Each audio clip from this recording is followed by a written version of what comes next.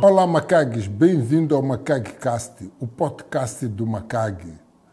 É um podcast especial porque nós trazemos neste lugar líderes visionários, líderes disruptivos, empreendedores que acreditam que só nos atos transformam a sua vida.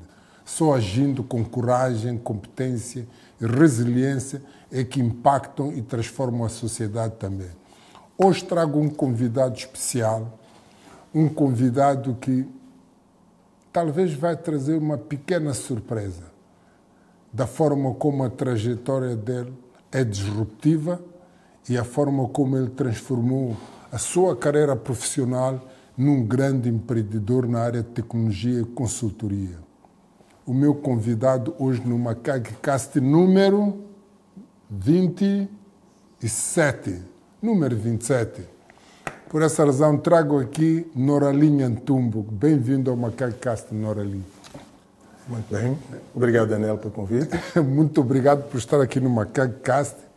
Um empreendedor que eu admiro, que tem sabido dar a volta às situações adversas que têm acontecido na sua carreira e agora está num processo de consolidar um grupo empresarial interessante, que vamos partilhar aqui algumas histórias. Para mim é uma honra recebê-lo aqui e estarmos juntos neste MacagCast.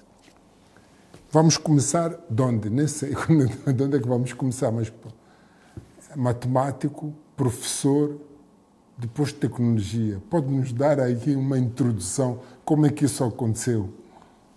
Muito bem, muito obrigado. E mais uma vez obrigado pela oportunidade de estarmos aqui a trocar esses dois dedos de conversa à volta daquilo que de alguma forma tem ditado o crescimento quer das empresas, os desafios que todos nós temos neste mercado, em particular os jovens. Okay. Noralim Antumbo, meu nome. De facto, eu tenho uma trajetória que passa um bocadinho por... Eu acho que professor de matemática e professor de aluguer, porque acabei sendo professor numa altura em que havia falta de professores e, curiosamente, na escola onde eu fiz o ensino básico, a diretora convidou-me depois para ir dar aulas de matemática. Quer dizer que, a partir de 7ª, 8ª, 9ª, todo o ensino básico e médio, eu tive ali a dar aulas de matemática na Escola Secundária de Lhanhana. Aqui é Maputo? Aqui é Maputo, sim. Então, era um aluno destacado para ser convidado? Mais ou menos. Digamos que sim. Digamos que sim. Mas depois disso eu passei um bocadinho também para o ensino técnico, okay. Dei aulas no ITC, depois passei para a universidade.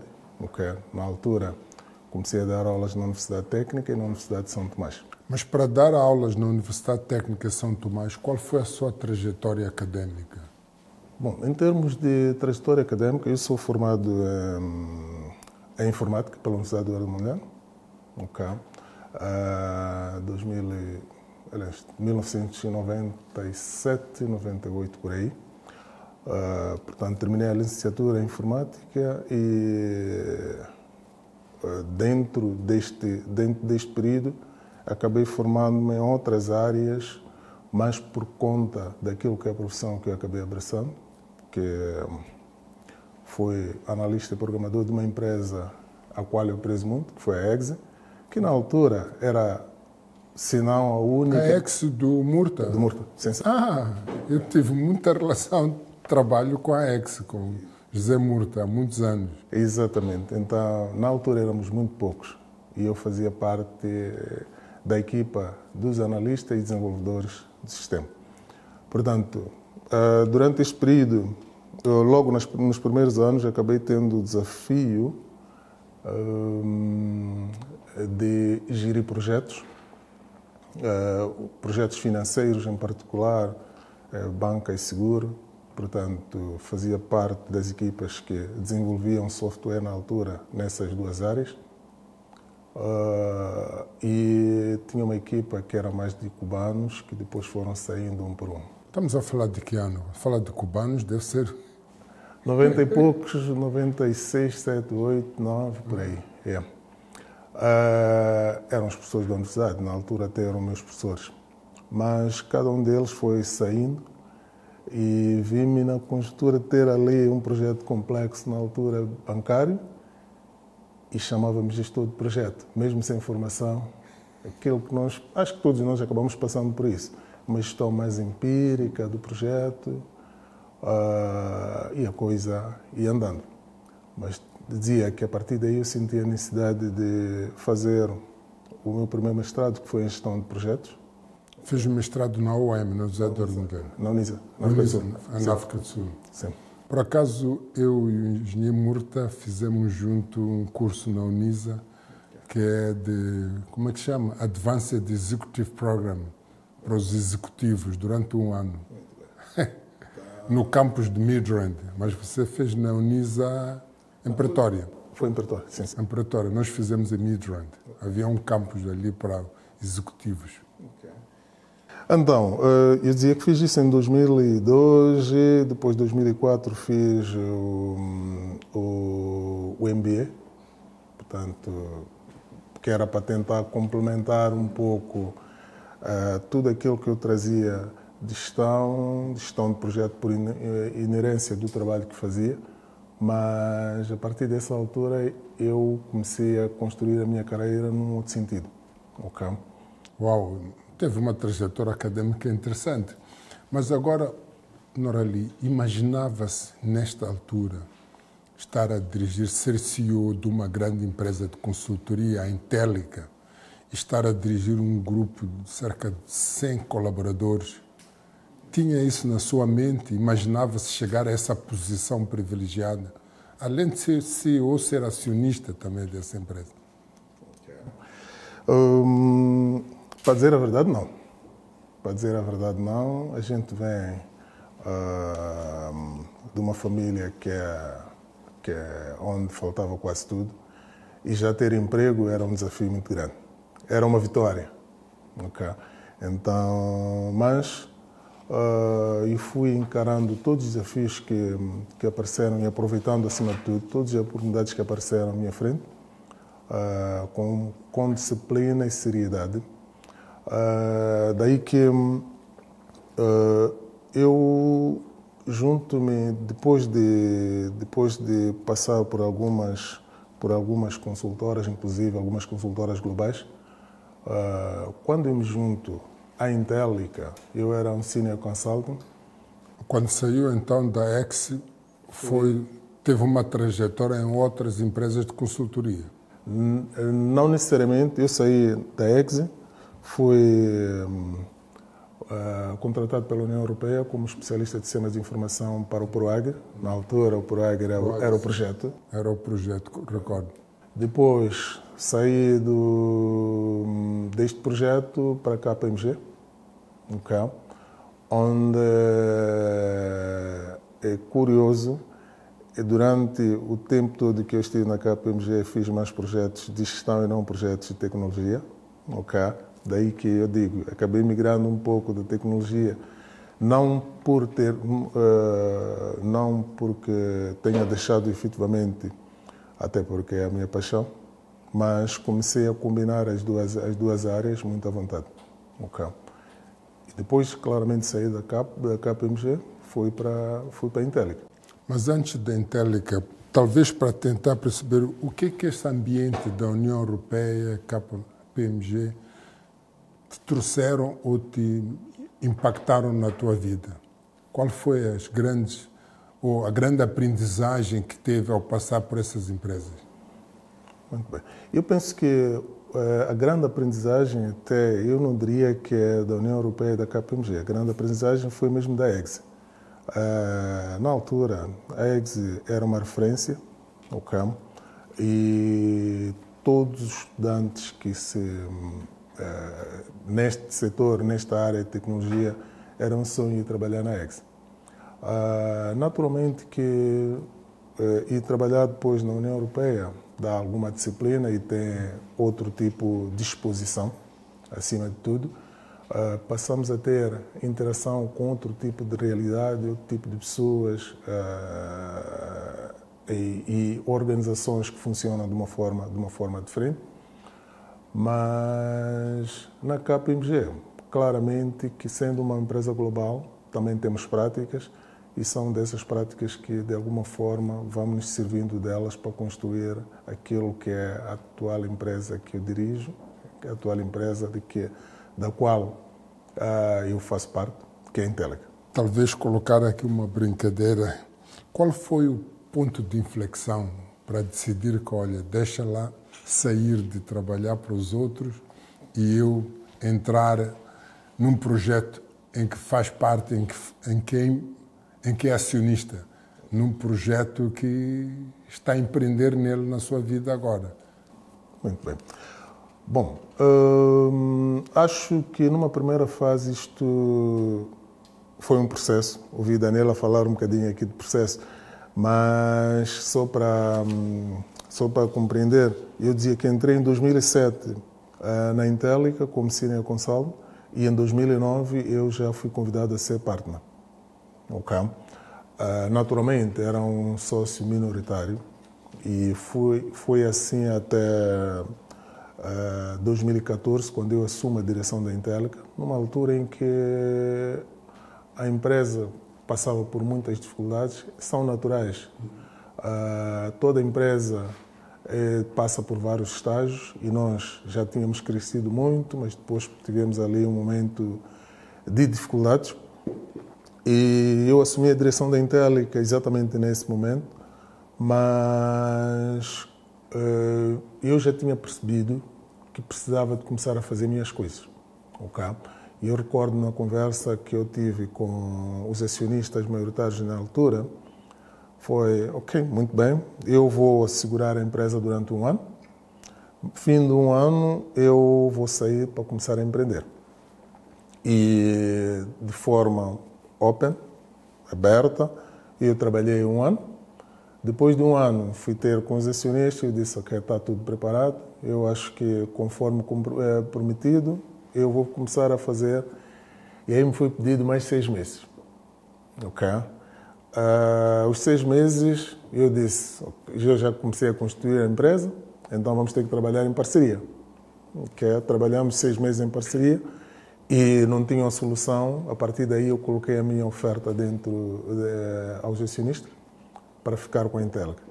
Uau. O que foi um desafio muito grande, principalmente quer ao nível... Mas talvez antes de chegar aí, o que lhe levou a decidir que não, tem que começar a empreender?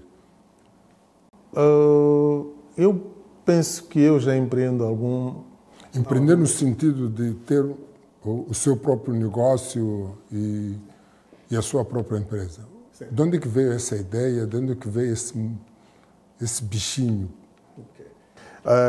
Eu estava aqui a dizer que eu acho que já empreendo há muito tempo. Ok? Mas sem este conceito de empreender.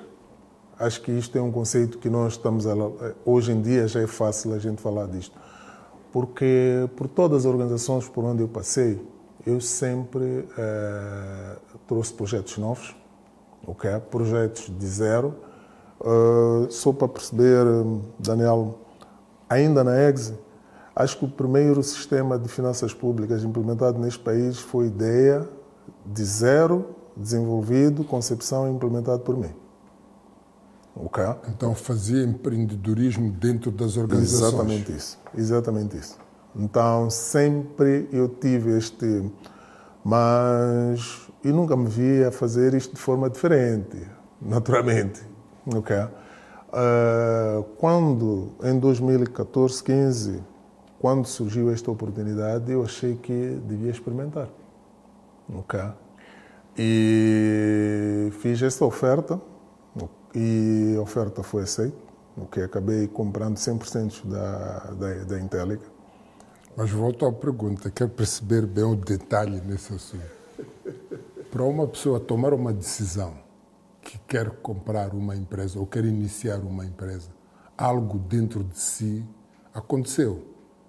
Alguma coisa dentro de si, chegou a altura de eu trilhar o meu caminho a solo entre aspas, porque é acionista, tem outros acionistas, mas quer tomar aquilo que chamamos o controle do navio, quer ser o comandante em chefe da sua jornada. O que é que terá acontecido? O que é que apareceu dentro de si? Para dizer, não, agora chegou o momento, vou ter que informar os meus parceiros, vamos ficar um ano, depois de um ano vou entrar num projeto meu. Primeiro, eu acho que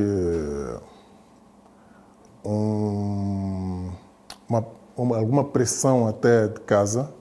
Eu costumo dizer, eu tenho uma esposa que acaba sendo a base de muitas das coisas que eu faço. E, naturalmente, nós íamos fazendo coisas conjuntamente e, felizmente, muitas das coisas que nós fazíamos acabavam sempre dando certo. E chegou um momento em que, mas por que a gente não faz isso sozinhos? Qual é o impedimento se hoje, estando na Intellica, muitos dos projetos que a Intellica tinha na altura, na área de TI, que era a área que eu dirigia, vinham exatamente da sua mão, ok? Desde a elaboração de projetos, desde a principal oferta e tudo. Deixa eu só lhe contar uma coisa, só para perceber isto. Eu, quando chego na Intellica, dentre várias coisas, eu decido que uma das áreas que eu queria apostar era a implementação do SAP. Okay? O SAP é um ERP dos maiores que existem no mundo, se não o líder. Basta dizer que quase todas as grandes empresas usam SAP. Okay? E, na altura, não tínhamos nenhum recurso, nem nada disso. Okay? E convenci os meus gestores, na altura, os meus chefes, que devíamos avançar para o SAP e começamos a preparar uma oferta. Eu fiz uma oferta, na altura, para a Petromoc, até recordo muito bem do número, eram $695 mil. Okay? Para implementar o SAP. Que era para fazer o upgrade do SAP. A Petromoc, sendo uma grande empresa gasolineira, precisava de sistemas de gestão que lhes facilitasse. Eles já tinham SAP, mas eu quando fiz a oferta, eu não tinha nem o recurso SAP, só para perceber. Só depois de eu ganhar o projeto é que fui atrás de contratar, para ver onde é que estavam os recursos SAP, para eu contratar, para virem fazer parte do projeto. Mas optei por fazer isto até em parceria com uma empresa global, okay? Mas o fato é que eu não tinha recurso nenhum, okay? A partir daí eu fui buscar recurso. Portanto, isto é só um exemplo de várias coisas que fui fazendo, estando dentro de uma estrutura que não era minha, okay? Mas da qual eu fazia parte. E a partir daí nós começamos a implementar o SAP no mercado, tanto que eu diria que a maior parte das empresas que têm SAP em Moçambique, nós passamos por ela. Então quer dizer que o Nurali, além de ser um técnico informático, programador, tudo isso, era um vendedor. Era uma pessoa que ia à procura do negócio. Acho que os macaques aqui notaram uma coisa muito interessante que temos falado aqui no nosso projeto Macag. A questão não é do produto, a questão é do cliente, da necessidade ou desejo que o cliente tem e a narrativa que nós desenvolvemos para que o cliente possa sentir ou necessidade ou desejo de adquirir algo para satisfazer. E nesse sentido o Nurali fez isso. Não tinha o produto e foi apresentar um projeto, analisou o cliente e viu a necessidade ou o desejo que o cliente tinha e ofereceu uma solução. E isso é fundamental para todos os empreendedores que vivem muito tempo ou despendem muito tempo a desenvolver produtos, a querer fazer estratégia, logotipo da empresa, e esquecem-se de uma coisa muito importante: venda. A venda é a função principal que depois faz o desenvolvimento das outras funções. Está aqui um aprendizado importante para os macaques que o Nurali nos traz aqui.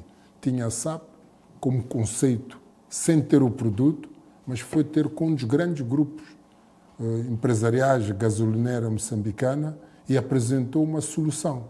E não tinha. Resultado, formou um grande, não vou chamar colosso empresarial na área de consultoria, foi crescendo. Aqui uma provocação que nesse processo do seu crescimento, antes de chegar à Intellica, deve ter tido momentos desafiadores. Poderá partilhar alguns desses momentos? Okay. Não, momentos, a gente passa por várias fases. Eu deixo só de contar uma história ainda da EXI. Nós tínhamos uma história da qual eu admiro muito e gosto muito. Somos super amigos. Mas como é que eu saí, por exemplo, da EXI? Ela tinha um gênio muito forte e a gente, miúdos, não percebemos por vezes isto. Quando chamam a atenção e a forma como chamam a atenção, a gente leva muito aquilo para o coração. E muitas das vezes, quem tem o potencial, a gente tem sempre a tendência, como gestor, de apertar um bocadinho mais. Okay? E eu interiorizei que se um dia a minha grande amiga um dia tivesse que me abordar da forma como por vezes abordava os meus colegas, eu ia embora. Ok? Por quê? Era muito ofensivo. Digo ofensivo porque nós não percebíamos. Hoje... Mas pode homenageá-la agora? Não, Marisa Balas, por acaso. A Marisa é minha amiga. Por isso é que eu digo, é super amiga. É muito intensa. Ainda bem conhece. É muito intensa. Oh, Daniel! Então vais fazer isso? Não vais fazer? Ela é muito intensa, não a vejo há alguns dias. Eu admiro muito o profissionalismo dela. Às vezes nós confundimos a intensidade emotiva que ela tem com... E eu confundi, essencialmente, porque na altura, como eu digo, éramos super amigos, somos, felizmente. Nunca chegamos a ter problemas, mas num desses episódios acabou havendo um berro para cima de mim. Eu bati na porta e disse, vou embora. E fui. Acho que ninguém acreditava que eu estava a ir embora. Ok? E naquele momento, acho que mesmo eu saí uma semana, mas em uma semana eu já estava em emprego. Ok? E para logo a seguir, mas o que é que se passa? Não estás a vir trabalhar? Pô, mandaram-me embora, disseram-me que se ia escalar aquela porta que não voltasse. E não voltei mais. Não, mas sabes que isso não era verdadeiro. Opa, mas já estou em emprego. É um momento interessante esse. Mas houve um blackout mental nessa... Não tanto por aí. Como eu disse, é preciso saber gerir algumas situações e nós não estávamos preparados para isso. Principalmente porque o nosso ensino também o nosso ensino é aquilo que é e acabamos sendo de alguma forma super emotivos, agimos sem ouvir a nós mesmos. Ok, e no caso eu acho que fiz isso. Mas mantemos depois a cordialidade, continuamos parceiros, até chegamos inclusive a trabalhar algumas coisas. Discutimos ideias. O chefe morto continua um grande amigo. Okay. Nós compramos, eu trabalhava na altura na televisão de Moçambique, TVM, e compramos computadores acho que era Siemens na Ex, e recordo-me, tinha também um diretor meu com o mesmo perfil da Marisa, que é Botelho Muniz, que não vejo já há muitos anos. Botelho Muniz falava comigo. Primeira vez eu ficava doente. Oh, Daniel, cresce e aparece antes de começar a falar, não sei o quê. Tinha uma forma muito... Felizmente, foi a pessoa que me mudou para a minha trajetória empresarial. Eu compreendi a personalidade dele e compreendi porque que ele falava de uma forma muito intensa comigo e não falava com os outros. A minha interpretação foi diferente. Se ele fala assim é porque ele olha-me a mim como um profissional que faz a diferença. E qualquer erro ou qualquer atitude desviante minha, ele era muito intenso. Havia momentos que eu ficava, mas o que é que estou a fazer aqui? Nós recordo-me, fomos viajar a Portugal e eu ainda não conhecia bem os meandros de Portugal. E fomos à Inglaterra, a Bright. A Bright é onde faz as fronteiras com a França. É Bright? Pronto, eu vou me recordar do nome. Fomos à Inglaterra a um evento de tecnologia. Eu era jovem, não sabia nada de tecnologia, nem entendia muita coisa. Mas ele levou-me para lá. Uma viagem para a Inglaterra, ficar 2 dias. Eu não estava habituado a andar de avião, estava cansado, não aguentava. E de lá saímos para Portugal. Quando chegamos a Portugal, desembarcamos, o hotel, fiquei assustado. Disse, não é possível. Não temos tempo de descanso. Fomos às reuniões. Reuniões na RTP até quase 19 horas, verão, 19 horas e dia. Saímos da reunião, fomos ao hotel para dizer, não, agora vamos ao jantar. Disse, não é possível. Fomos ao jantar e no jantar eu estava a sonecar. Já não aguentava. Quando voltamos ao hotel, sentamos, ele olhou para mim. Tchau, miúdo, que parvoíce é essa de me dormir num momento de altos negócios? Você pensa que isto é tua casa ou quê? Eu levei um sermão de 30 minutos que eu nunca tinha levado na minha vida. Um sermão daqueles, foi aí que ele disse, cresce e apareça para dormir num evento ou num momento tão estratégico.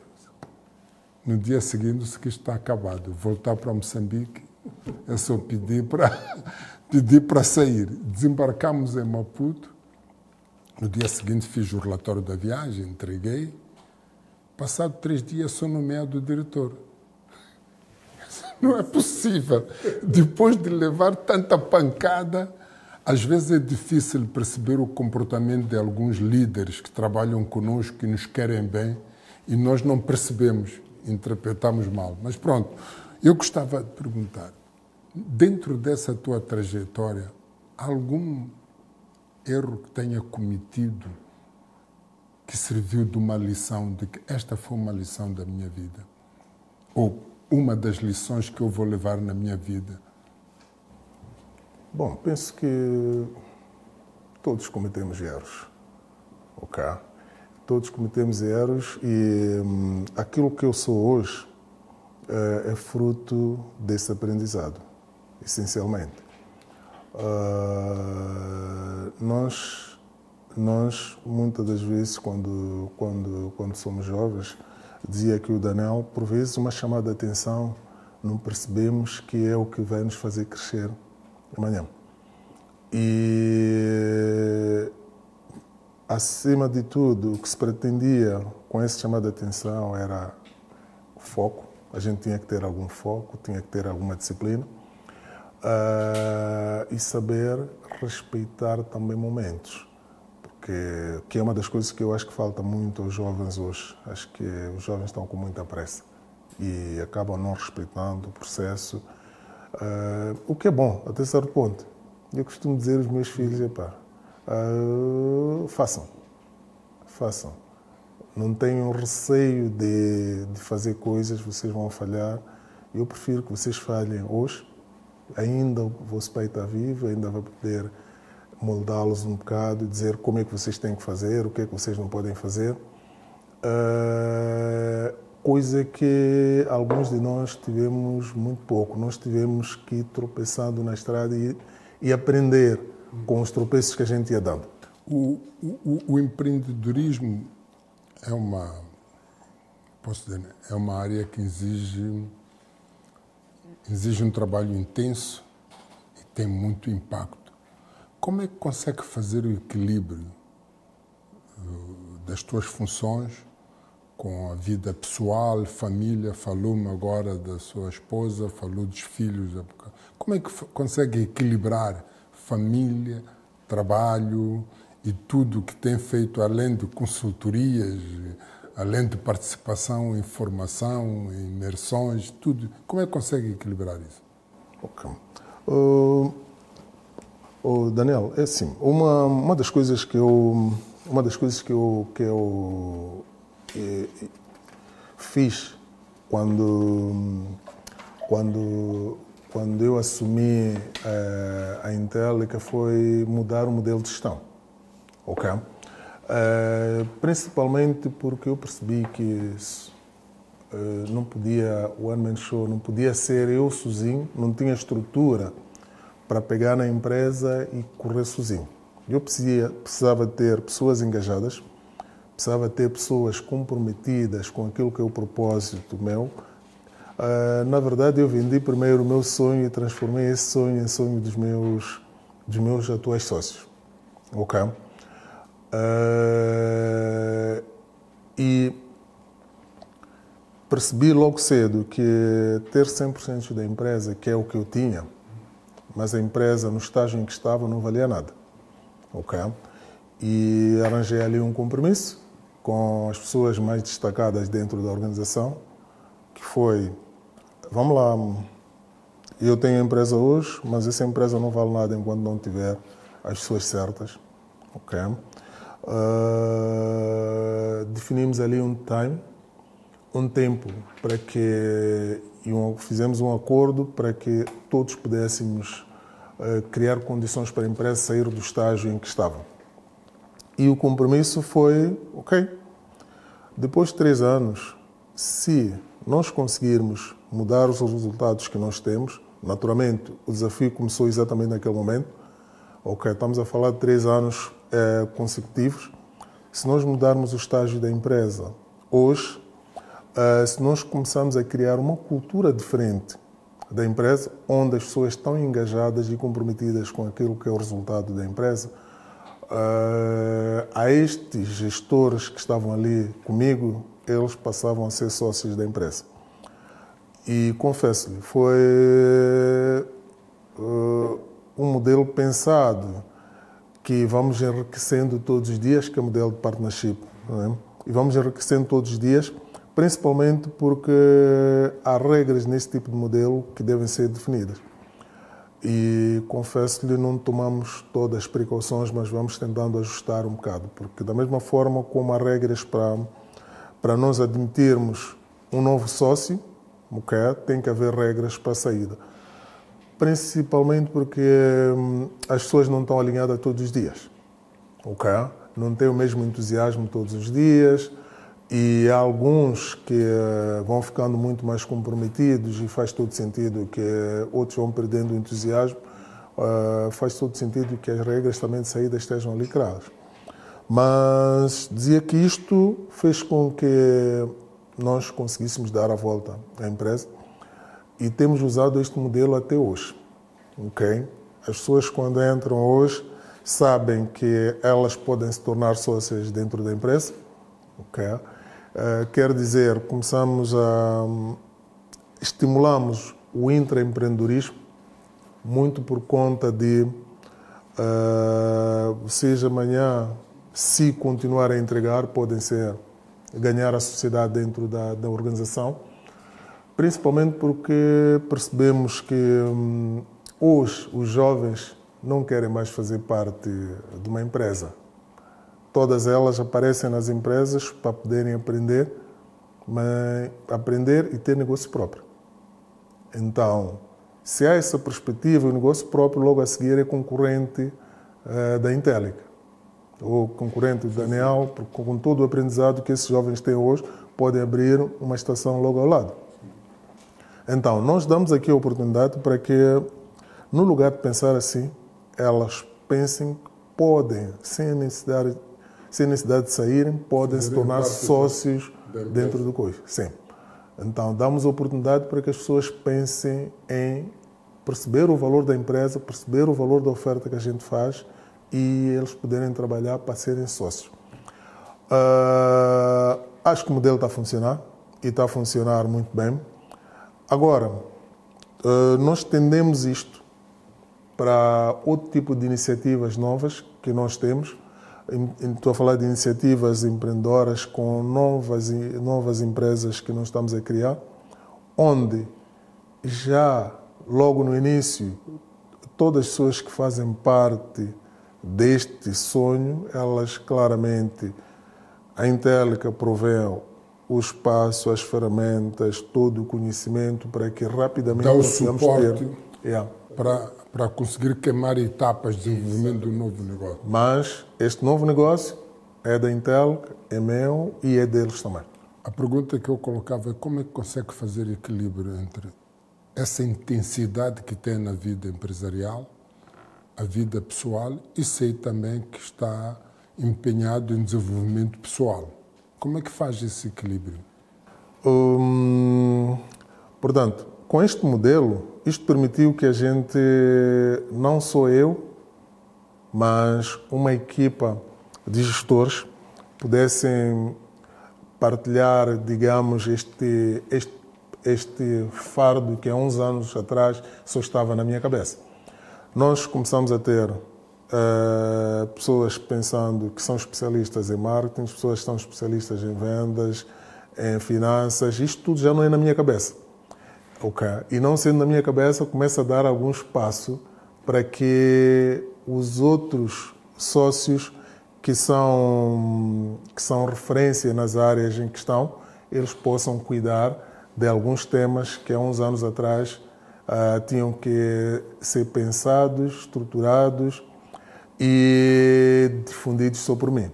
Neste momento nós temos uma equipa bastante competente e essa equipa acaba criando espaço para que eu pense um bocadinho na saúde. Nos anos em que nós estamos, é assim.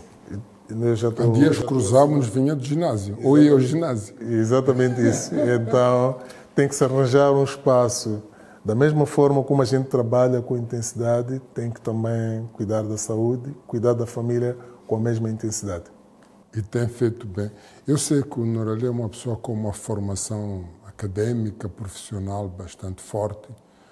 E o que é que tem significado a tua atenção especial em melhorar ou em se envolver em mais desenvolvimento pessoal?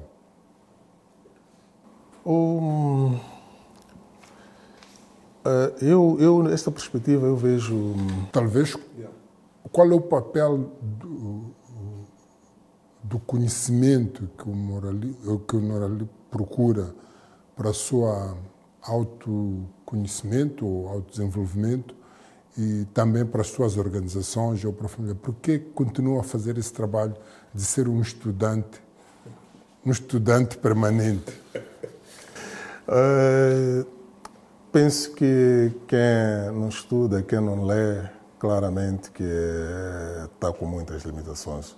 Hoje em dia as coisas estão com uma dinâmica muito grande. Deixa só partilhar aqui. Há dias eu comecei a ler um livro que é... o Daniel falava que a gente vai até as vendas. Nunca aprendi vendas. Ok? Mas a gente, por inerência do trabalho, pela exposição que a gente está, fui obrigado a... Mas eu dizia que comecei a ler um livro que é... não sei se conhece, é do Alex Hormozi. 100 Million Offers. Okay? Como vender até que as pessoas sintam-se estúpidas se não comprarem de si. Ok? Naturalmente que eu leio este tipo de livros, a minha perspectiva é como é que eu trago isto para a realidade. Eu gostava que toda a gente, quando tivesse que pensar em consultoria, pensasse na Intellica. Ok? Estou a falar, eu quero fazer uma estratégia, quero pensar finanças, ou quer estruturar o negócio financeiramente, quer pensar em inovação tecnológica, ou que a primeira coisa que aparecesse na cara das pessoas fosse a Intellica. Naturalmente que isto não acontece porque ou Norali é conhecido aqui ou ali, mas tem que ser pelo trabalho. Okay? Quando as pessoas começarem a ter a confiança de que efetivamente a Intelica entrega com a qualidade que promete, ok?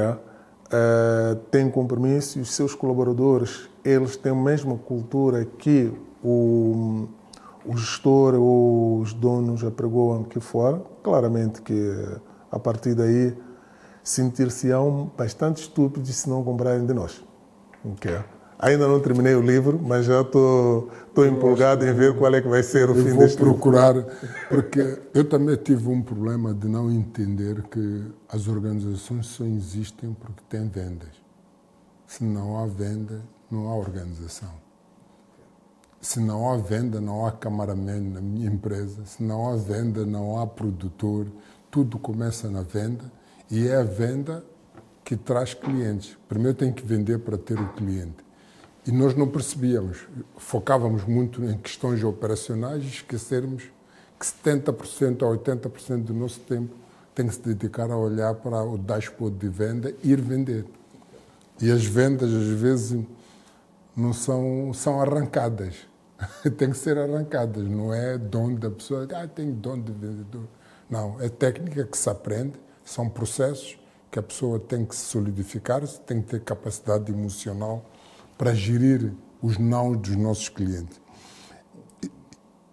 A Intelica é uma empresa de quase 100 colaboradores. Neste momento que está a liderar este grupo, em que área de diversificação a Intelica está focada neste momento? Nós sempre tentamos fazer coisas diferentes, para começar.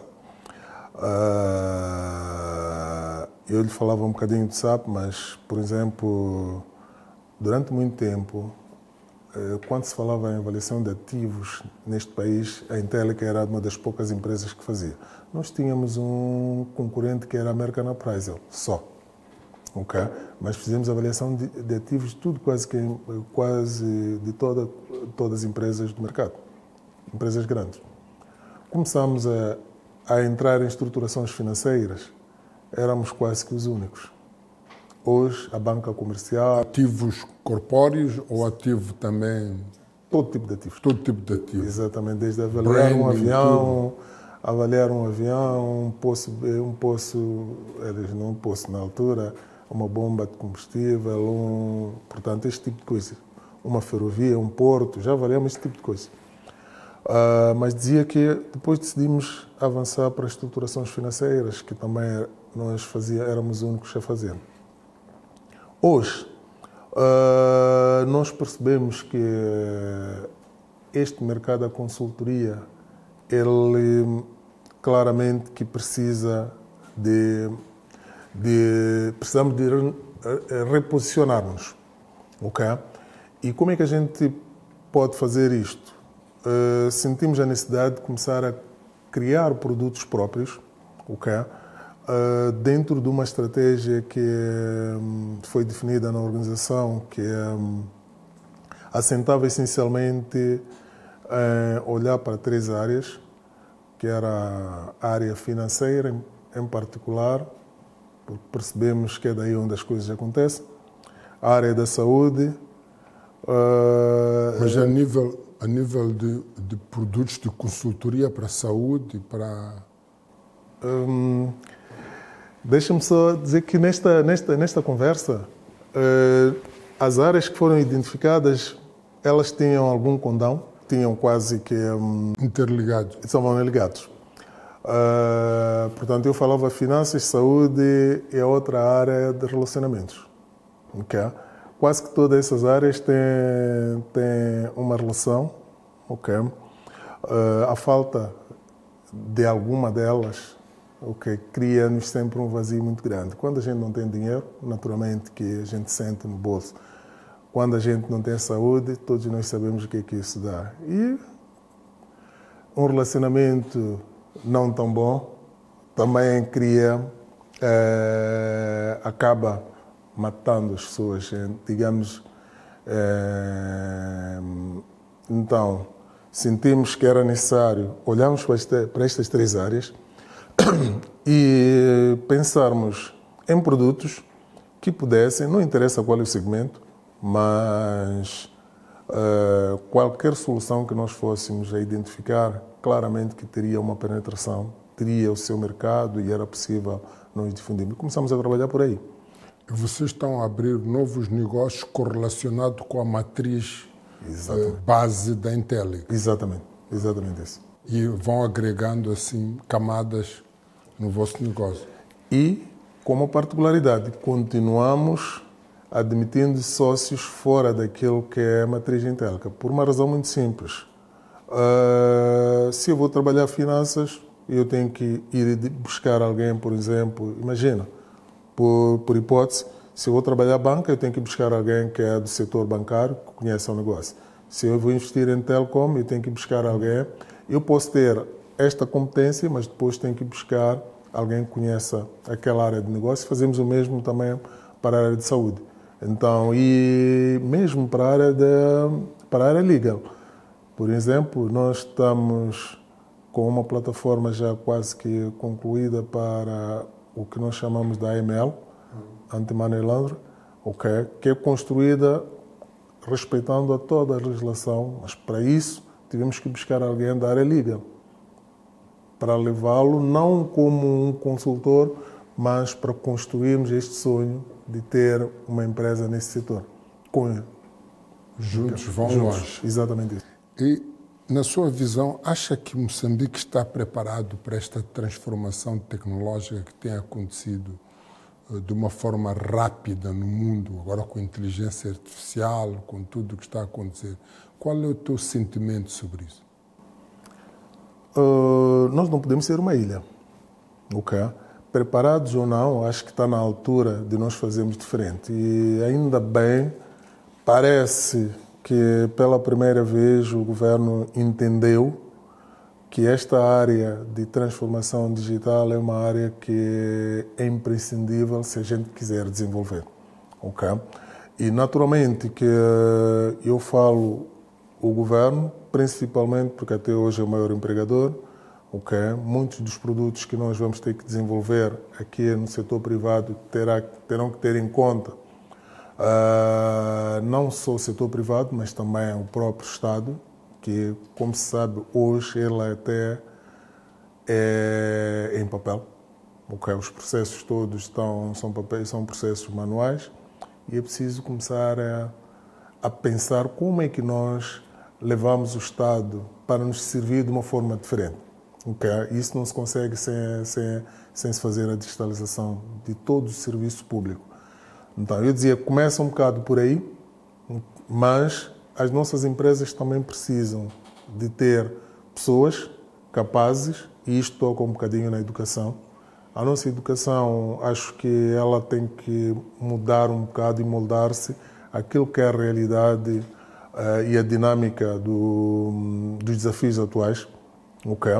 Não faz muito sentido nós continuarmos a ter a educação que a gente tem, porque tiramos os estudantes, amanhã colocamos num desafio, somos obrigados a ter que reformar estes estudantes, mas é o nosso papel, não temos... Mas acho que posso dizer que é um jogo que já perdemos. Não vale a pena a pessoa pensar que vai ter... O nosso sistema de educação está totalmente desalinhado com a realidade objetiva que a área empresarial precisa. Por isso, vamos ter que investir no homem, investir nas pessoas, porque para mudar o pensamento dos políticos vai levar anos, não, talvez séculos.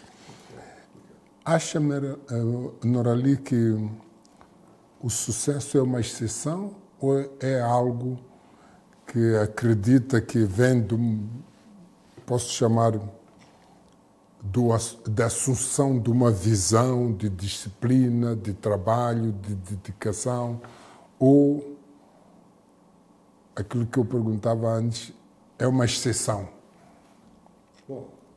Ou toda pessoa que tiver disciplina, visão, dedicação, foco naquilo que faz, chega lá?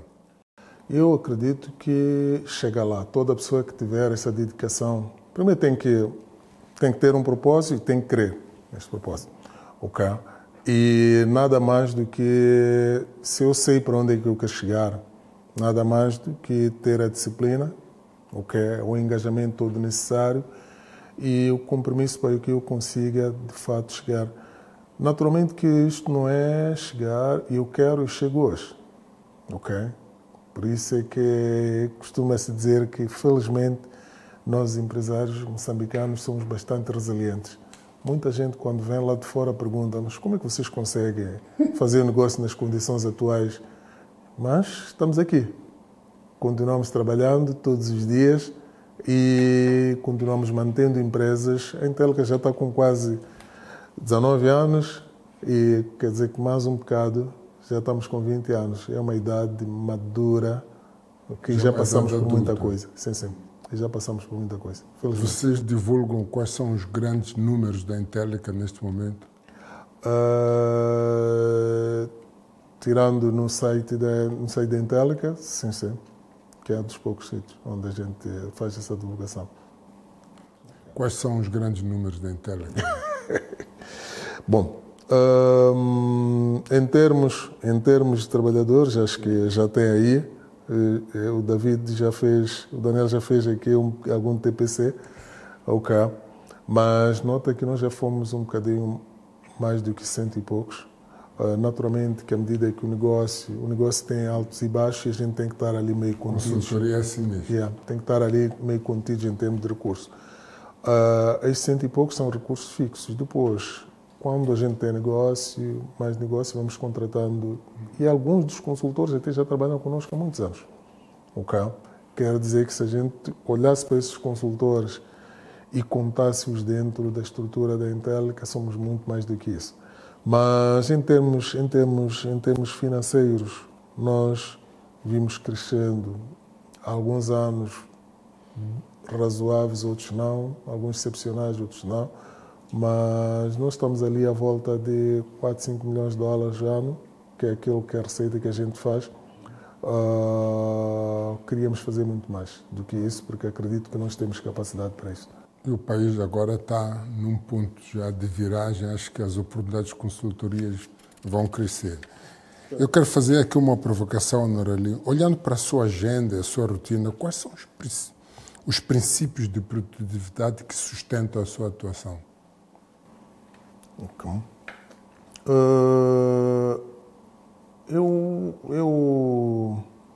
Eu acho que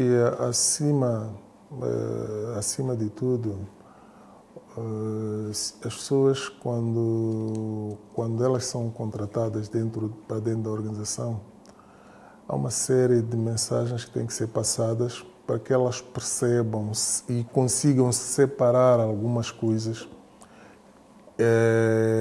e se concentrar essencialmente naquilo que é o objeto pelo qual eles estão ali dentro da organização. O que é difícil hoje em dia, com as redes sociais e tudo, as pessoas têm sempre tendência a ir buscar. Quando eu cheguei aqui, a primeira coisa, não, vai precisar de celular. Eu disse, não, quando eu estiver aqui não preciso de celular. Okay? Mas há pessoas que não se conseguem desassociar do celular. E chega até em algumas reuniões, a gente é obrigado a chamar a atenção. Mas eu ia aqui, a questão que coloca é que isto é um trabalho que a gente vem fazendo desde o primeiro dia em que as pessoas entram na organização. Uma mensagem que é passada embora algumas pessoas digam que o passado sempre interessa, mas nós costumamos dizer, esqueça tudo aquilo por o qual tu vens lá fora. Não interessa se tu eras o melhor estudante, não interessa se tu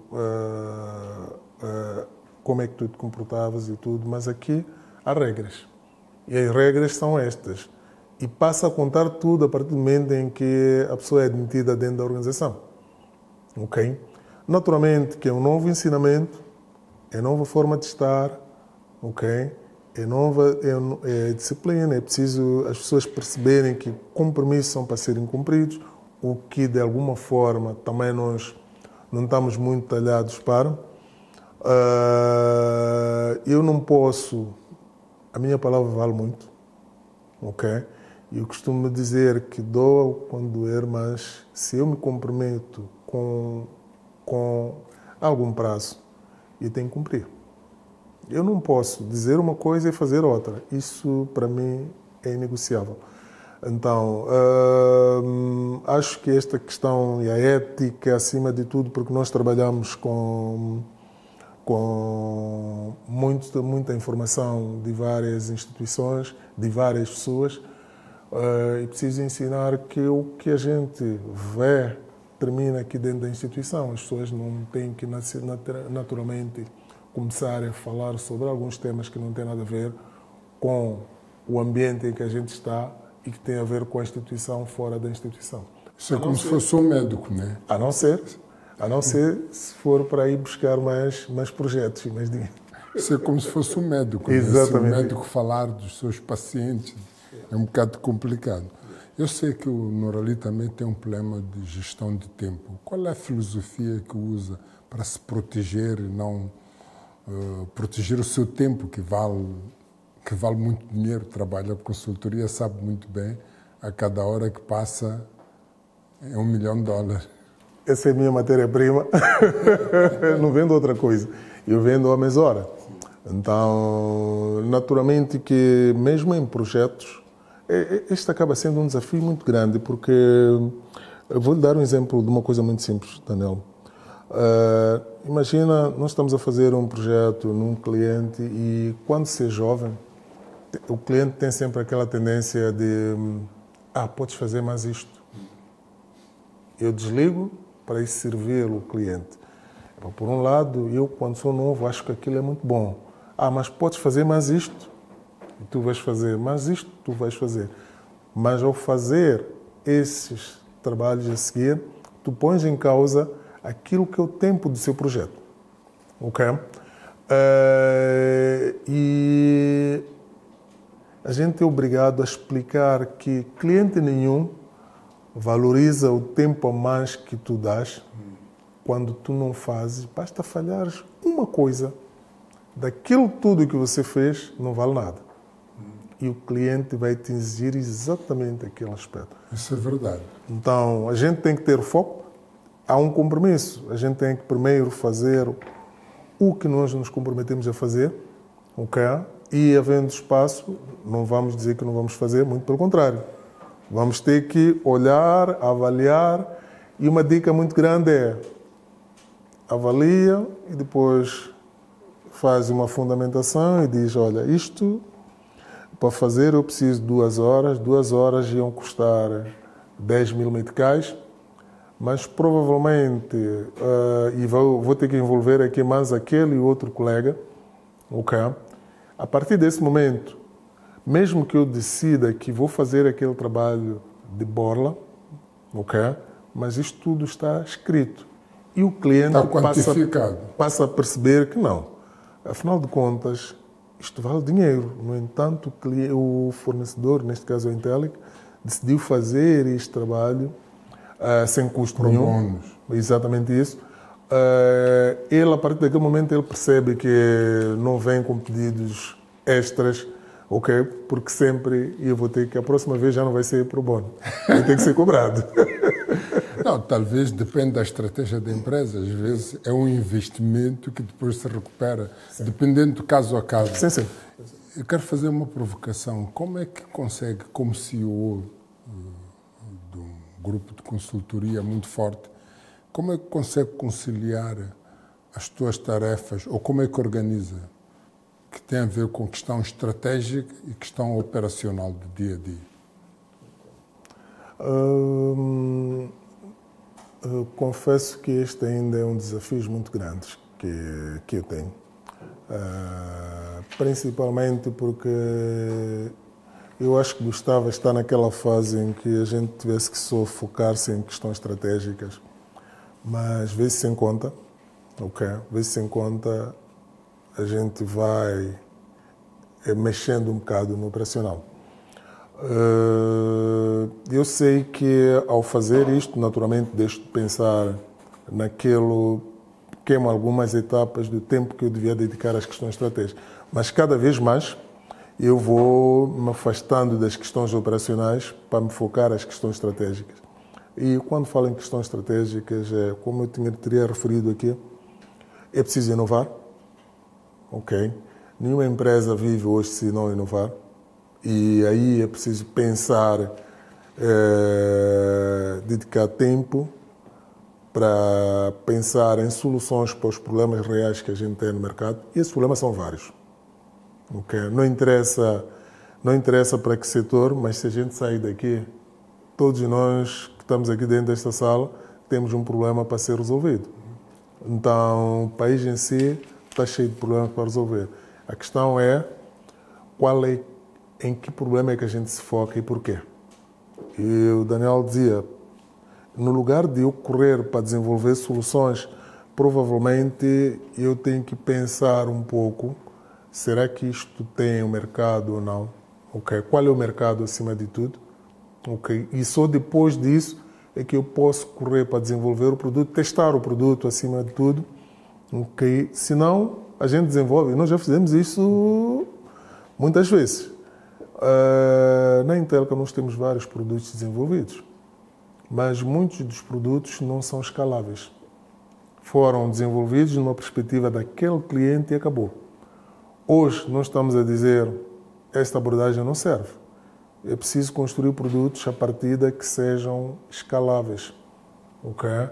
A escalabilidade garante logo a receita previsível. Exatamente também. Isso. Então, mas isto é uma mudança na forma como a gente vinha abordando o negócio nesses últimos tempos. Eu faço essa provocação porque às vezes, quando nós empreendemos, as pessoas só vêem na internet e vêem muita gente que os CEOs têm que se focar no estratégico. Só que a vida da empresa não é só estratégico, é operação. Existem áreas da operação que se o CEO não se focar, não vai acontecer nada. Eu via o Richard Branson, houve um livro que lançaram com uma parte da minha história, com uma escritora nigeriana que vive em Londres. Então escolheu 16 empreendedores africanos e uma das pessoas escolhidas fui eu e narrou quem fez o prefácio, foi o Richard Branson, do livro, e ele dizia que não, ele faz operação. Ele ia nos aviões para ver o que é que se passava lá. E, às vezes, tratava de receber os seus clientes, principalmente os VIPs, no lounge e acompanhava-os até o avião. Não porque o fazia de uma forma frequente. Ele dizia que sair da operação é o colapso do empreendedor. Agora, é preciso saber a que nível da operação é que fica ou sai. Então, há aqui posso dizer, uma narrativa que circula que não, o CEO tem que ficar no estratégico. E esquece que a vida onde garante-se o suporte à fundação é a forma como a operação, os números, a avaliação de desempenho diário, algumas ações, principalmente na venda, que ele tem que estar, tem que ir vender. E não só, Daniel, eu acho que não esquecemos aqui das questões culturais. Muitos dos escritos que nós temos, eles retratam uma realidade completamente diferente da nossa. E um dos erros que a gente comete é pegar, quando lê estes livros, tentamos trazer esta realidade para aqui, para o nosso país. Para o nosso país ou para a África, muitas vezes não funciona. Tu vês isso mesmo quando se fala em economias, tudo aquilo que são os elementos que ditam a economia de um país e companhia, tu vês que não se aplica muito aqui. Era preciso que nós começássemos a pensar muito na nossa realidade, na cultura, nas pessoas com as quais nós temos. Okay? Se a gente não pensa nas pessoas, claramente que não vamos a lado nenhum. Deixa só lhe dizer que quando eu olho assim a Intellica, normalmente eu costumo dizer, dentre vários indicadores com os quais eu me preocupo, há 3 das quais eu não abro mão. E são simples. Naturalmente, que é o lucro. Afinal de contas, eu sou uma empresa. O segundo tem a ver com o nível de satisfação dos meus trabalhadores e o terceiro tem a ver com o nível de satisfação dos meus clientes. Estes 3 indicadores, para mim, são base para tudo aquilo que eu quero fazer. Eu existo como pessoa, como empresa, porque tenho pessoas que estão engajadas, estão satisfeitas e que estão comprometidas, entregam o propósito o objetivo da empresa e a partir daí produzem resultados. Se eles estão comprometidos, claramente que o meu cliente vai ficar satisfeito e eu não tenho como trabalhar sem cliente satisfeito.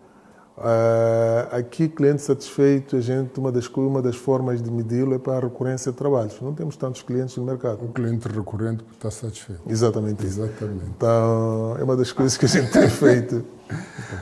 Acho que a conversa vai longa, gostaria também de fazer mais umas 3, 4 perguntas, mas vou fazer aqui uma provocação. Se fosse deixar uma mensagem para os macagues que nos acompanham neste podcast, que querem iniciar negócio, que querem acelerar os seus negócios, tendo em conta a sua experiência, o seu conhecimento, talvez olhando para eles naquela câmara, que mensagem deixaria? Bom, penso que pela experiência e pelos resultados que eu tenho, uma das primeiras coisas que eu diria aos macagues é que parem de pensar somente como um e comecem, juntem um bocadinho um grupo, mesmo pequeno que seja, um grupo de interesses que sejam comuns e comecem a trabalhar o propósito que vocês têm. Okay. Naturalmente que isto tem que ser feito logo cedo, tem que ser feito com regras muito claras. Nós estamos habituados a ter projetos de um só dono e que isto até é bonito, mas é muito difícil de desenvolver. Então, confia naqueles grupos de estudantes, naqueles grupos de amigos, pensem no negócio e estruturem-no e trabalhem todos juntos para materializar este negócio. Okay. A partir daí, vocês diminuem o risco. O risco de eu correr sozinho no negócio é muito alto e muitas das vezes a gente está aqui sempre a pensar o financiamento, não sei quanto, ninguém vai financiar. Ou sou eu sozinho, o risco da empresa sou eu sozinho, sou eu que sei daquele negócio e tudo, não vai funcionar. Quando eu tenho uma estrutura em que eu tenho 3, 4, 5 pessoas com as quais podem trabalhar, o risco é menor e tem muito mais possibilidade de dar certo. Então, comecem a aprender a trabalhar em grupo, ok? Esta é a principal mensagem que eu ia deixar aqui para todos. Muito obrigado. Agora vou aqui fazer uma provocação final, que falou de trabalhar em conjunto. E nós estamos aqui a criar uma plataforma, um ecossistema Macag, onde os empreendedores possam interagir e desenvolver parcerias complementares ou de sociedade ou de negócio em conjunto. Qual é a tua apreciação sobre este ecossistema que estamos a criar do Macag para Moçambique? Bom, penso que aqui acabamos estando de alguma forma alinhados em termos de interesse. Eu vejo no Daniel e no grupo que dirige algumas iniciativas que, em particular, nós da Intelca temos. Okay? Nós, a dado momento, percebemos que era preciso criar espaço e dar oportunidade para que os jovens possam trazer ideias e trabalharmos essas ideias em conjunto. Okay? E é isso que nós estamos a fazer hoje, numa perspectiva provavelmente mais limitada que a sua, mas temos, só a título de exemplo, neste momento nós temos 3 empresas novas que nós estamos a criar com recursos completamente novos e que estão a trabalhar dentro daquele sonho. Mas aquele sonho é pensado numa perspectiva com um determinado grupo e, a partir daí, nós começamos a trabalhar todos para materializar aquele sonho. Naturalmente que isto coloca um outro desafio aqui.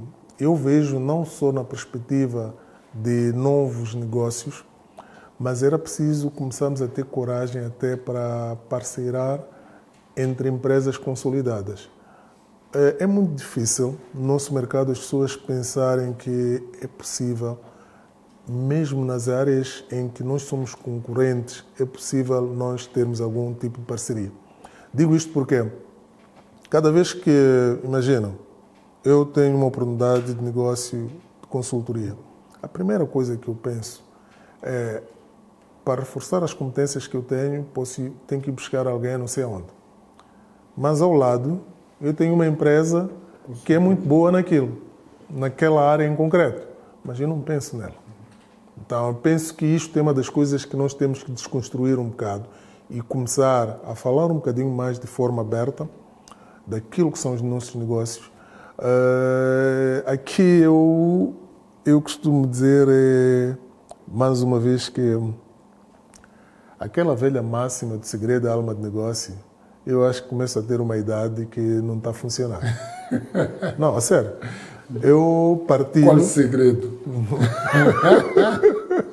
Eu estou completamente à vontade para partilhar as minhas iniciativas, porque nesta perspectiva eu penso, provavelmente a pessoa com quem partilho está a pensar a mesma coisa ou está a desenvolver a mesma coisa, e se for, provavelmente é uma oportunidade, em vez de andarmos aqui todos a fazer o mesmo projeto, podíamos juntar aqui algum esforço e chegarmos rápido.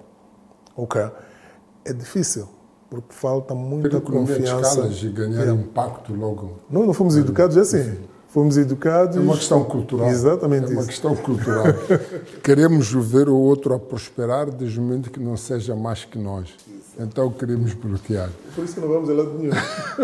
Norali, muito obrigado por esta troca de opiniões, por esta conversa. Foi agradável. Eu gostaria de lhe convidar aqui para um segundo round, numa próxima oportunidade, assim para abordar com profundidade mais os temas. Para o Macag aqui, que acompanhou e que quer ter algo com impacto, que tenha raízes e que deixe legado, se junte a esse ecossistema que estamos a criar. Esteja conosco nesta trajetória.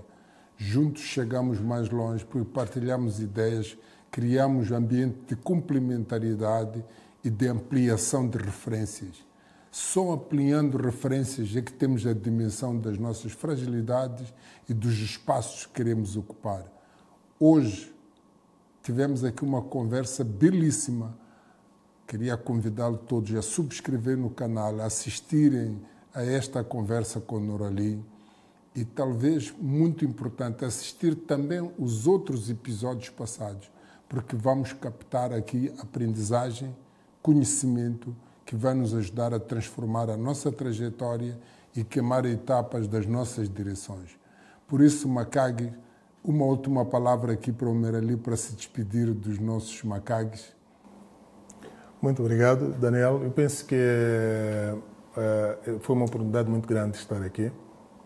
Como eu dizia no início, eu não gosto muito dessas coisas de câmara, né? Mas pior ainda para esta conversa, mas penso que é um aprendizado e um aprendizado que eu estou aberto para ele. E eu acredito que, passando um pouco desta experiência, também permitimos que os macaques do outro lado possam perceber o que fazer, o que não fazer para conseguir ter sucesso neste mercado. Obrigado. Muito obrigado. Até o próximo episódio. Tchau, tchau. Muito obrigado.